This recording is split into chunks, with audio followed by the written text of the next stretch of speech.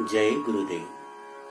प्राकृत प्रशिक्षण के इस क्रम में आज हम लोग प्राकृत व्याकरण के प्रथम सूत्र से आगे की चर्चा लेकर के आपके सामने प्रस्तुत हैं।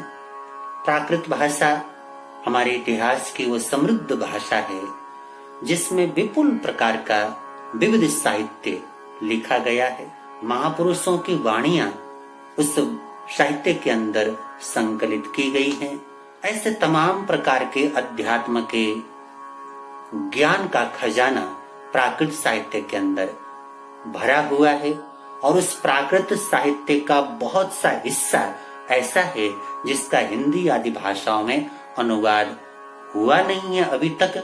इसलिए प्राकृत भाषा को जानने की, सीखने की अत्यंत आवश्यकता है। हम इस भाषा को सीखें और उस भाषा के आधार पर, इस व्याकरण के आधार पर उस साहित्य के अंदर रहे हुए गुप्त रहस्य को हम सभी जान सकें और आने वाली जो हमारी जनरेशन है उसका उपकार हो सके।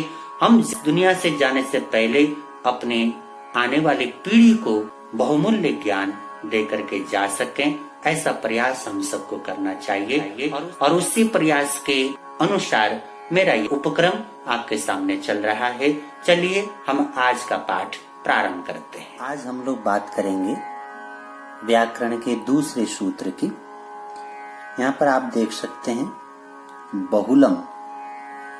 इसके आगे जो 8, 1, 2 लिखा हुआ है इसका अर्थ है, मैं पहले ही बता चुका हूँ, सिद्धहेम शब्दानुशासन व्याकरण ग्रंथ के 8 अध्याय हैं जिनमें से प्रारंभिक 7 अध्यायों में संस्कृत व्याकरण की रचना की गई है और 8वें अध्याय को प्राकृत व्याकरण के रूप में जाना जाता है। तो ये 8वां जो अंक है ये 8वें अध्याय का संकेत है।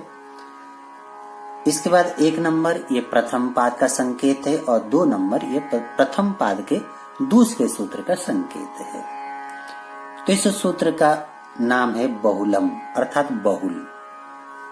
बहुल, जैसे पिछले वीडियो के अंदर भी हमने बहुलाधिकार की हल्की सी चर्चा की थी, उसी के संबंध में विस्तृत रूप से इसको जानेंगे।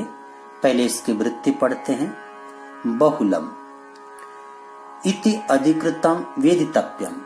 बहुलम ये जो सूत्र है इसको अधिकार सूत्र ऐसा समझना चाहिए। आशास्त्र परिसमाप्ते ही, इस शास्त्र के समापन तक, जब तक ये प्राकृत व्याकरण चलेगा तब तक बहुलम जो सूत्र है इसका अधिकार चलेगा। और अधिकार का अर्थ पहले भी बताया जा चुका है, एक बार और उसके बारे में हम लोग बताते हुए आगे बढ़ें। अधिकार का अर्थ है उत्तरोत्तर सूत्रों में पूर्वोक्त सूत्र की अनुवृत्ति को ग्रहण करना, अर्थात पहले आया हुआ ऐसा नियम जो बाद में आने वाले सूत्रों के ऊपर अपना अधिकार रखता है या अपना प्रभाव रखता है, ऐसे नियम को अधिकार सूत्र या अधिकार नियम कह करके पुकारा जाता है। तो ये जो बहुलम अर्थात बहुल का जो नियम है इस पूरे व्याकरण शास्त्र की समाप्ति तक अपना अधिकार रखेगा, अर्थात पूरे व्याकरण शास्त्र में बहुलम का अधिकार यत्र तत्र हमारे को देखने को मिल जाएगा।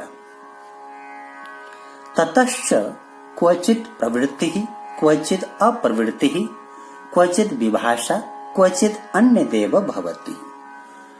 इस बहुलम के प्रभाव स्वरूप क्वचित प्रवृत्ति ही, कहीं कहीं सूत्र अपना काम करेगा, सूत्र की प्रवृत्ति होगी।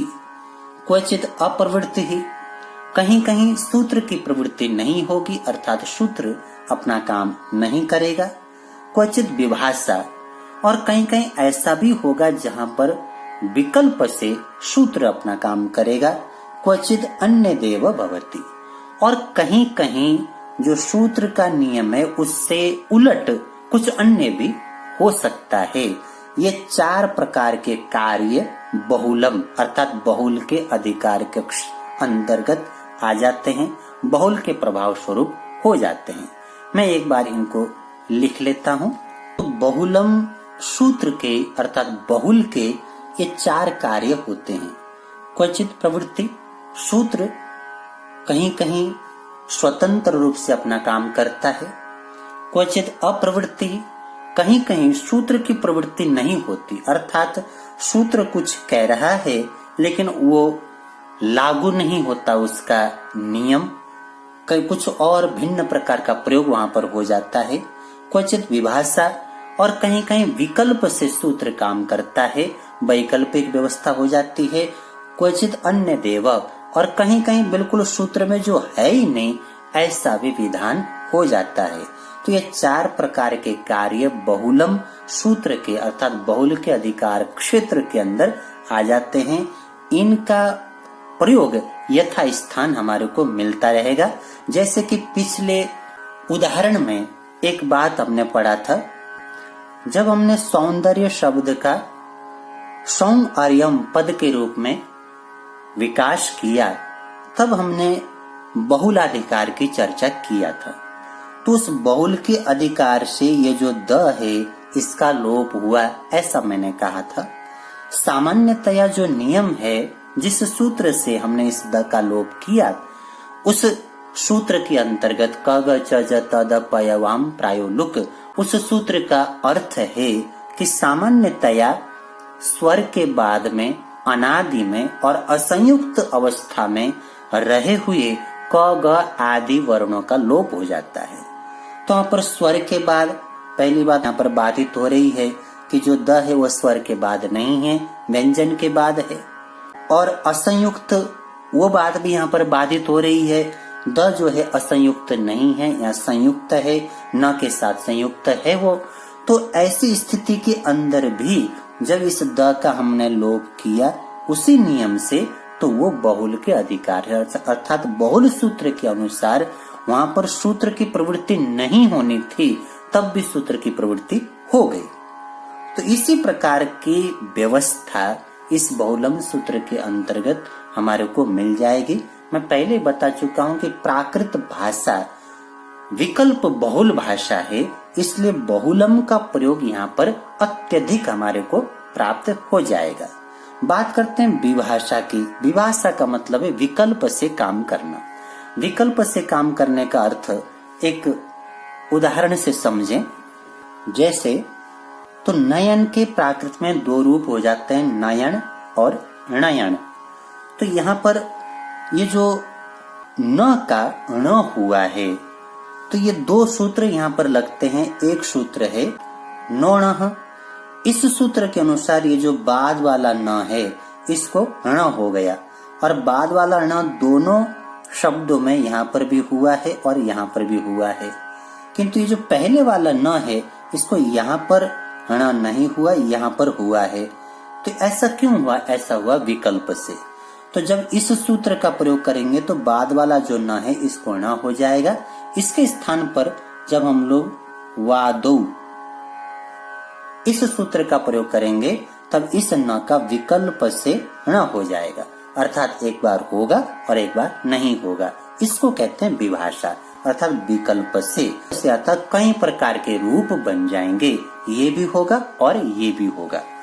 और क्वचित अन्य देव भवती, और कहीं कहीं बिल्कुल सूत्र में जो बात नहीं है ऐसी बात भी प्राय करके हो जाती है, क्योंकि ये देशी शब्दों का प्रयोग प्राकृत भाषा के अंदर अत्यधिक हुआ है। बोलचाल की भाषा होने के कारण, आम जनता की भाषा होने के कारण इसमें इस प्रकार का प्रयोग हमारे को अक्सर देखने को मिल जाएगा। तो बहुलम की बात हो गई और इसका इतना ही अर्थ है।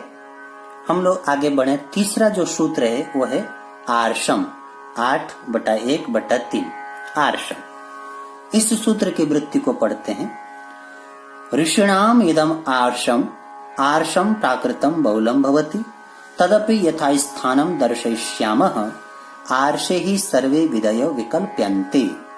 ऋषिणाम इदम आर्षम, ऋषियों की जो भाषा है वो आर्ष भाषा है। ऋषियों की, सन्यासियों की, महापुरुषों की, जो अध्यात्म के ज्ञानी महापुरुष रहे हैं, ऐसे महापुरुषों ने जिस प्रकार की भाषा का प्रयोग किया उस भाषा को यहाँ पर आर्ष कह करके पुकारा गया है। और आर्ष भाषा को ही अर्धमागधी के रूप में भी जाना जाता है। तो आर्षम प्राकृतम बहुलम भवति, जो आर्ष प्राकृत है वो बहुल होती है, बहुल अर्थात विकल्प प्रधान होती है। जैसे बहुलम सूत्र का भी हमने अर्थ पढ़ा, तो बहुल के अनुसार आर्ष प्राकृत जो है, अर्धमागधी जो प्राकृत है, उसके अनेक स्वरूप हमारे को मिल जाएंगे। इसलिए हम आगम साहित्य में जब पढ़ते हैं तो अर्धमागधी के जो लक्षण हैं वो कई जगह हमारे को महाराष्ट्र के समान मिल जाएंगे, कई जगह हमारे को सौर सैनिक के समान मिल जाएंगे, कई जगह मागधी के समान मिल जाएंगे, और कई जगह भिन्न प्रकार के स्वरूप भी प्राप्त हो जाते हैं। तो अर्धमागधी प्राकृत कहिए या आर्ष प्राकृत कहिए, वो बहुलम से प्रभावित भाषा है। तदपि यथा स्थानम दर्शयिष्यामः, ये सूत्रकार बोलते हैं उसका भी जो प्रयोग है वो हम यथा स्थान आपको दिखाएंगे। उसके उदाहरण जैसे जैसे आएंगे वैसे वैसे आपको बता दिया जाएगा। आर्षे ही सर्वे विधयो विकल्प्यन्ते, आर्षे अर्थात आर्ष भाषा में अर्थात अर्धमागधी भाषा में सर्वे विधयो विकल्प्यन्ते, सभी प्रकार की जो विधियां हैं, सभी प्रकार के जो नियम हैं वो विकल्प से लागू होते हैं, अर्थात उनके अनेक रूप बन जाते हैं। तो ये अर्थ हुआ आर्षम सूत्र का। तो यहाँ पर हमने दूसरे और तीसरे सूत्र का परिचय प्राप्त किया। आज का ये जो प्रकरण है यहीं तक सीमित रख लेते हैं। आगे अगले चौथे सूत्र से आगे की विवेचना अगले पाठ में हम करने का प्रयास करेंगे। तो अभी आप लोगों ने प्राकृत प्रशिक्षण के इस क्रम में व्याकरण के दूसरे और तीसरे सूत्र के भाव को समझा। बहुलम का व्यापक क्षेत्र है, उसी प्रकार आर्षम सूत्र का भी बड़ा व्यापक क्षेत्र है। आपने सुना कि आर्ष का मतलब अर्धमागधी प्राकृत, और अर्धमागधी भाषा के अंदर हमारा विपुल आगम साहित्य भरा पड़ा है। और आप देख सकते हैं जैसे यहाँ पर आचार्य हेमचंद्र ने कहा कि ऋषियों की भाषा आर्ष है अर्थात अर्धमागधी है, और ऋषियों की भाषा के अंदर किस प्रकार की गरिमा होती है, किस प्रकार की महिमा होती है, शब्दों का चयन कितना प्यारा होता है। आगम साहित्य को आप लोग पढ़ें तो उसके दर्शन आपको हो सकते हैं। एक दो उदाहरण देना चाहूंगा। आगम साहित्य के अंदर अनेक ऐसे प्रसंग हैं जब कोई व्यक्ति किसी दूसरे व्यक्ति के प्रति क्रोध से भरा हुआ हो, रुष्ट हो रखा हो, या सामने वाले व्यक्ति ने कोई ऐसा कर्म किया हो जो बिल्कुल भी मानवीय कर्म नहीं कहा जा सकता, ऐसे व्यक्ति के लिए भी वहां पर आगम साहित्य के अंदर शब्दों का प्रयोग हुआ है। अपथ्य, जानते हैं इसका अर्थ क्या है? अप्रार्थित की प्रार्थना करने वाला, अर्थात जिसको कोई नहीं चाहता उसको चाहने वाला। और दुनिया में ऐसा कोई जीव नहीं है जो मृत्यु को चाहता हो, अर्थात जो दुनिया का कोई जीव नहीं चाहता ऐसे मृत्यु को चाहने वाला, या वो आदमी जिसने ऐसा कुकर्म किया है, तो वहां पर एक निम्न स्तर के व्यक्ति के लिए भी बहुत ओछे शब्दों का प्रयोग नहीं हुआ है। वहां पर शब्दों की गरिमा बहुत महत्वपूर्ण है, और इसी प्रकार के पदों के दर्शन हमारे को पूरे आगम साहित्य में हो जाते हैं। जैसे जैसे व्याकरण का ज्ञान हमें होगा, हम इस प्रकार के बहुमूल्य शब्दों से, उन पदों से, उन वाक्यों से परिचित होते चलेंगे। बड़ा आनंद आएगा। प्राकृत के विद्वानों ने कहा है अम्यम पाउ कव्वम, जो प्राकृत काव्य है अमृत के समान है। तो ऐसे अमृत के समान प्राकृत काव्य का रसास्वादन हम भी कर पाएं, और उसके लिए आवश्यक है हम भाषा की प्रकृति को जाने समझें, और जो भाषा साहित्य में सिमट गई उसकी प्रकृति को जानने का एकमात्र उपाय है व्याकरण का अध्ययन। तो व्याकरण का अध्ययन करें और बड़ी मस्ती से उस प्राकृत भाषा जो काव्यात्मक भाषा है उस अमृत का रसास्वादन करें। इतने प्रेम से मेरे शब्दों को सुना उसके लिए कृतज्ञ हूँ। आपके भीतर में विराजमान पवित्र परमात्मा को मेरे कोटि कोटि नमन। जय गुरु। गुरुवर के हर वचन पर